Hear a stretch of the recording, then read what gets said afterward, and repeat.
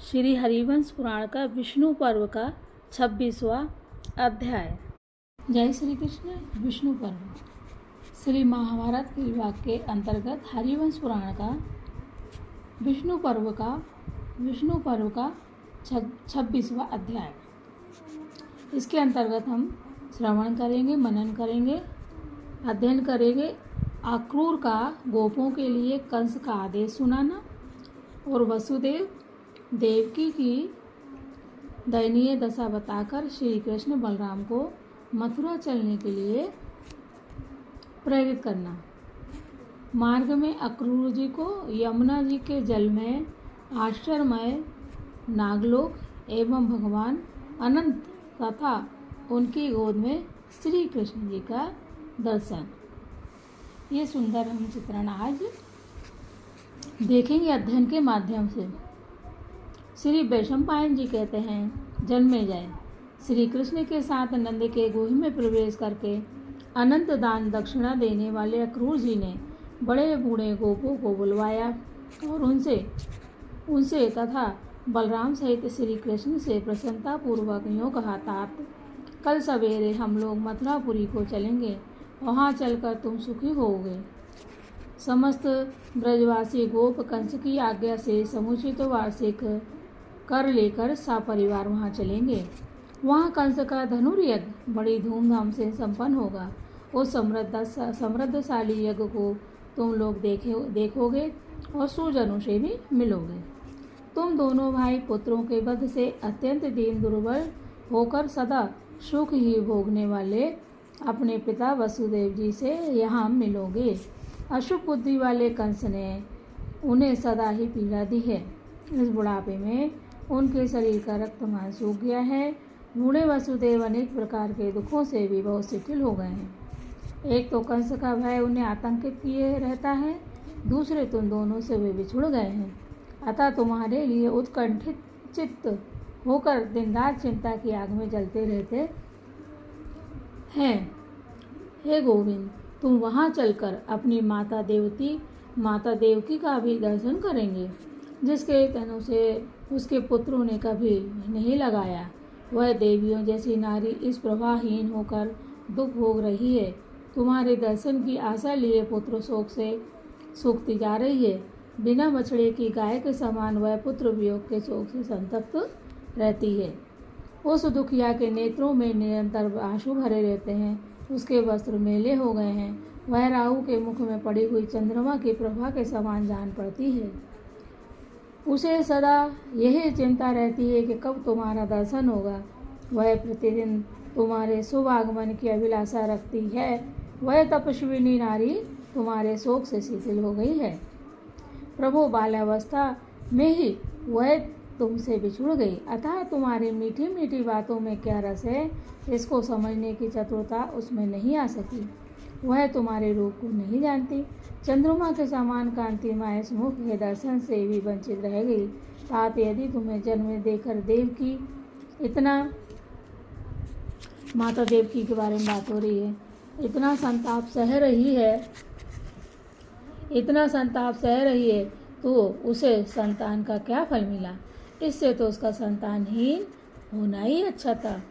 जिन नारियों के पुत्र नहीं हुआ उन्हें एक ही शोक रहता है, परंतु जो पुत्रवती होकर भी पुत्र का फल ना पा सके, वह उस धिक्कार पाने के योग संतान से ज़्यादा ही संतृप्त होती रहती है। जिसके तुम्हारे समान गुणवान, इंद्रतुल, तेजस्वी तथा दूसरों को भी अवैधान देने वाला पुत्र हो, उस माता को शोक की भागनी नहीं होना चाहिए। भैया, तुम्हारे बूढ़े माता पिता दूसरों के दास भाव को प्राप्त हो गए हैं। पाप पूर्ण विचार रखने वाला कंस उन्हें प्रतिदिन तुम्हारे कारण डांटता फटकारता रहता है। तुम्हारे शरीर को अपने गर्भ में धारण करने वाली माता देवकी यदि लोक धारणी पृथ्वी के समान माननीय है, तो तुम्हें जैसे पृथ्वी का जल से उद्धार किया है, उसी प्रकार शोक सागर के जल में डूबी हुई उस देवकी का भी तुम्हें उद्धार करना चाहिए। श्री कृष्ण, जिन्हें अपने पुत्र बहुत ही प्रिय हैं तथा जो बहुत भोगने के योग हैं, उन बूढ़े वसुदेव को पुत्र संयोग का सुख देकर तुम धर्म के भागी हो गए। श्री कृष्ण, जैसे तुमने यमुना के कुंड में रहने वाले उस दुराचारी नाग का दमन किया, जैसे गोवर्धन पर्वत को जड़ से उखाड़ दिया, जिस प्रकार बलवान एवं मदमस्त अरिष्टासुर को मार गिराया, तथा जिस तरह दूसरों के प्राण लेने वाले अश्वरूपधारी दुरात्मा केसी का वध किया, वैसे ही रत्न के द्वारा उन दुखी एवं वृद्ध माता पिता का उद्धार करके तुम जैसे भी धर्म के भागी हो सको, उस उपाय को सोचो। जिन लोगों ने कंस की सभा में तुम्हारे पिता पर डांट पड़ती देखी थी, वे सब के साथ अत्यंत दुखी होकर नेत्रों से आंसू बहाने लगे थे। कृष्ण, तुम्हारी माता देवकी विवश होकर कंस के द्वारा दिए गए गर्भोच्छेद आदि बहुत से दुख सहती चली आ रही है। माता पिता से उत्पन्न हुए सभी पुत्रों को यथायोग सेवा करके उनके ऋणों को उतार देना चाहिए, यह शास्त्र की आज्ञा है। निष्पाप श्री कृष्ण, यदि इस प्रकार तुमने माता पिता पर अनुग्रह किया तो वे दोनों अपने बीते हुए शोक को त्याग देंगे और तुम्हें धर्म की प्राप्ति होगी। वैशंपायन जी कहते हैं, जन्मेजय, इन सब बातों को अच्छी तरह जान लेने पर तेजस्वी श्री कृष्ण ने अमित पराक्रमी अकूट जी से कहा, बहुत अच्छा, हम लोग आपके साथ चलेंगे। वे क्रोध के वशीभूत नहीं हुए। नंद आदि सभी गोप वहां एकत्रित होकर अक्रूर जी की बात सुनकर कंस की आज्ञा से मथुरा चलने को उद्यत हो गए। वे ब्रजवासी गोप यात्रा के लिए सुसज्जित हो गए। भेंट की सामग्री को सजाकर बड़े बूढ़े गोप वहां से प्रस्थित हुए। वार्षिक कर गाड़ी का बोझ ढोने वाले बैल, भैंस, घी, दूध, दही, उपहार सामग्रियों को अपनी अपनी शक्ति और युद्ध के अनुसार लेकर एकत्र किया। फिर कंस की उस उपायन सामग्री और वार्षिक कर को छकड़े में सजाकर वे सभी गोप सरदार यात्रा करने के लिए नंद के द्वार पर उपस्थित हुए। श्री कृष्ण के साथ साथ बातचीत करने में अक्रूर जी की वह सारी रातें जागते ही बीती। उनके साथ तीसरे व्यक्ति रोहिणी नंदन बलराम जी थे। तदंतर पक्षियों के कलरवों से व्याप्त निर्मल प्रभात काल उपस्थित हुआ। रात्रि की समाप्ति के साथ ही चंद्रदेव ने अपने किरण जाल को समेट लिया। आकाश में अरुणोदय की लाली छा गई। नक्षत्रों का समुदय अस्त हो गया। प्रातःकाल की वायु के साथ मिले हुए औषकणों से पृथ्वी गीली सी हो गई। तारिकाएं क्षीण हो गई। वे सोई हुई की भांति अपनी प्रभा को खो बैठी। सूर्योदय के होने के साथ ही निशा का रूप अदृश्य हो गया। कितना सुंदर मनोरम वर्णन है। शीत रश्मि चंद्रमा की किरणें शांत हो जाने के कारण वे प्रभाहीन हो गए। एक चंद्रमा अपने रूप को अदृश्य करने लगा और दूसरा सूर्य अपने तेज को बढ़ाने लगा। ब्रज से बाहर जाने के मार्ग की भूमि पर गायें सब और फैल गईं। मथानी घुमाने से दही भरे मटकों में घर घर ध्वनि होने लगी। नौजवान बछड़े रस्सियों से बांधकर सधाए जाने लगे। ब्रज की गलियां सब ओर से गायों द्वारा भर गई थी। ऐसे समय में छकड़े पर रखे गए दही दूध के भारी भारी भांडों को पीछे करके गाड़ी हाँकने वाले गोप तीव्र गति से चल दिए। श्री कृष्ण, बलराम और अमित दक्षिणा देने वाले दानपति अक्रूर, ये तीनों त्रिलोकपतियों के समान रथ पर बैठकर चल रहे थे।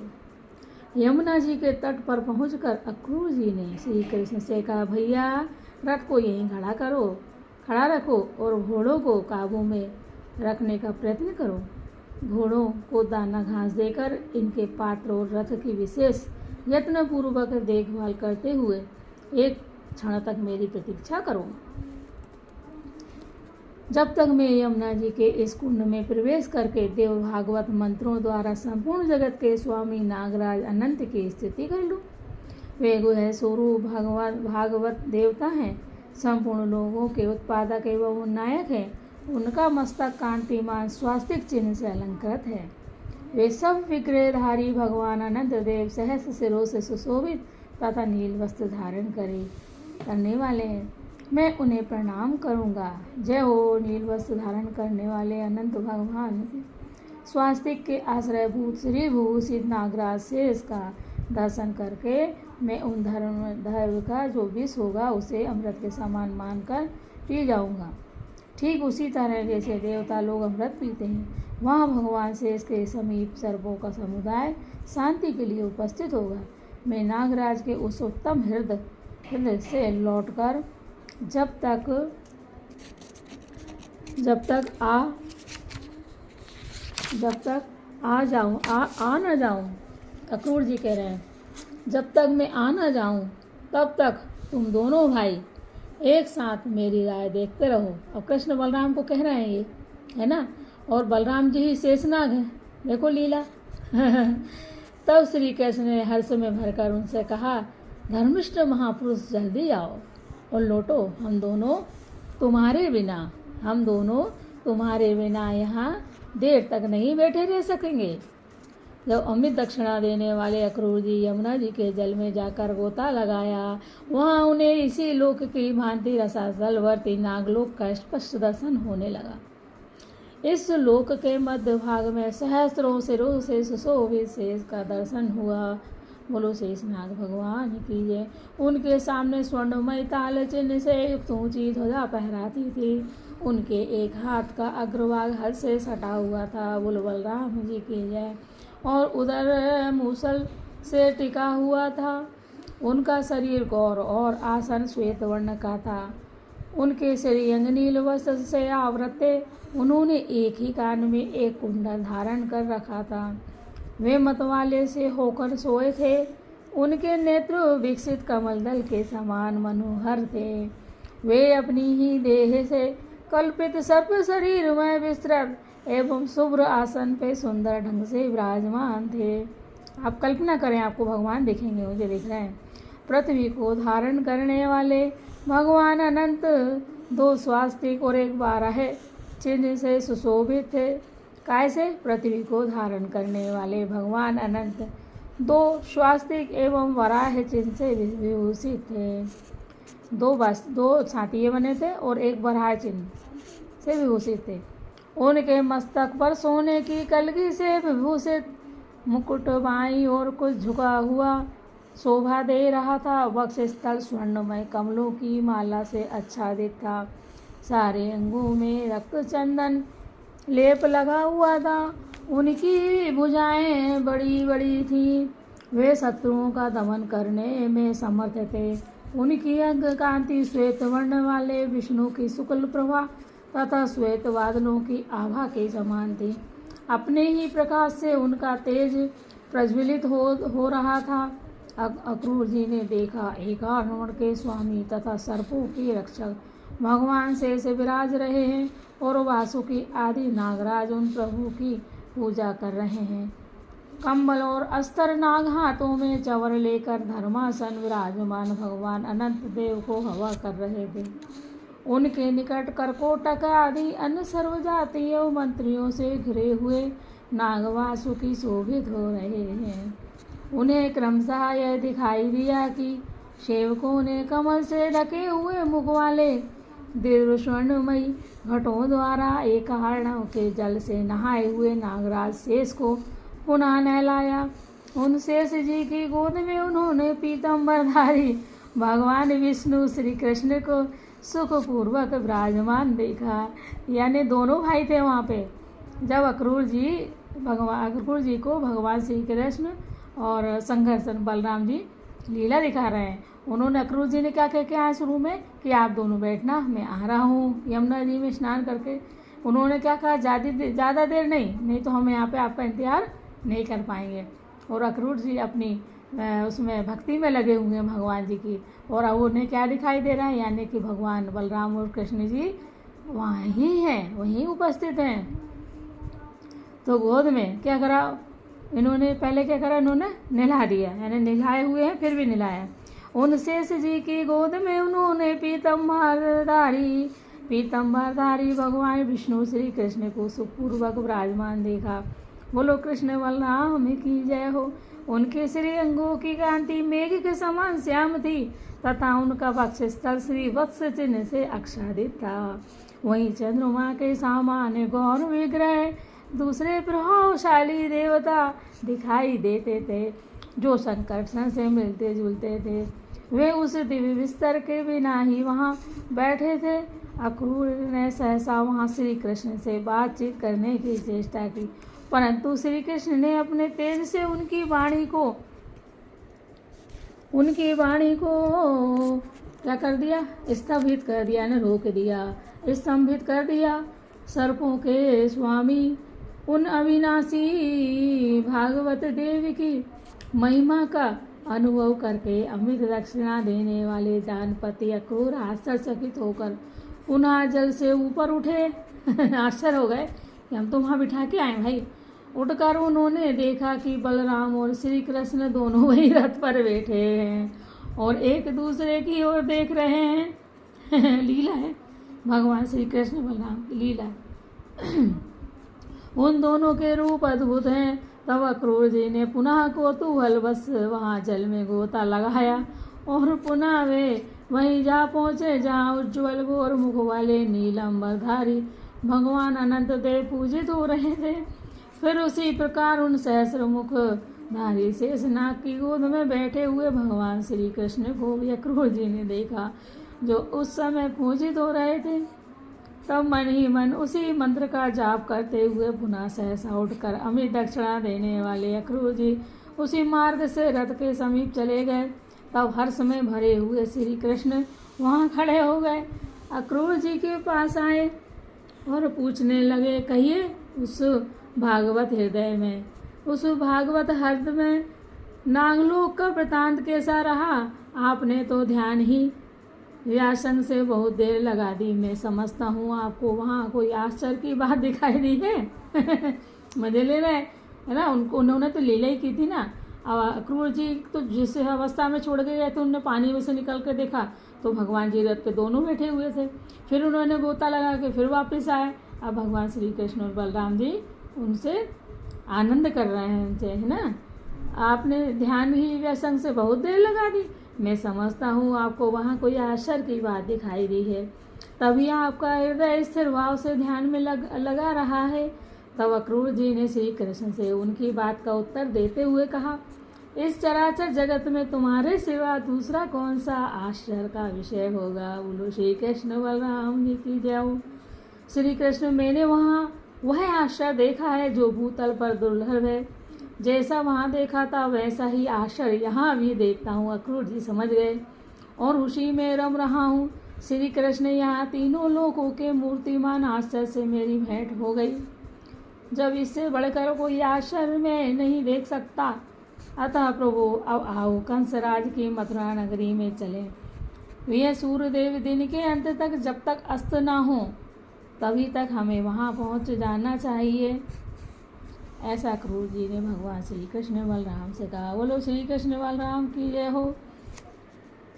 भक्त थे बहुत बड़े श्री कृष्ण के अक्रूर जी, लेकिन रहते थे कंस के साथ में। इस प्रकार श्री महाभारत के खिलवाड़ हरिवंश के अंतर्गत विष्णु पर्व में अक्रूर जी द्वारा नागलोक के वृतांत का कथन विषयक 26वां अध्याय पूरा हुआ।